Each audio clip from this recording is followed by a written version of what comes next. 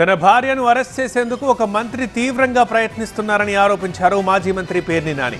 ఇదే విషయం చంద్రబాబుకు చెప్తే సీఎం నుంచి ప్రతికూలత ఎదురైందన్నారు. రాజకీయంగా తనను టార్గెట్ చేయాలి కానీ ఇంట్లో ఆడవాళ్లపై విమర్శలు ఎందుకని ప్రశ్నించారు పేర్ని నాని.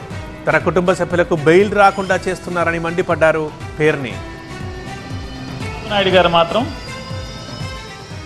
అతను ఎన్నిసార్లు కలిసినా, నాని భార్యను అరెస్ట్ చేద్దామని చెప్పి ఎన్నిసార్లు కలిసినా ఆయన మాత్రం పొరపాటును కూడా మైండ్ ఏమన్నా చెడిందంటే ఇంట్లో ఆడవాళ్ళకి అరెస్టులు చేయడం ఏంటి?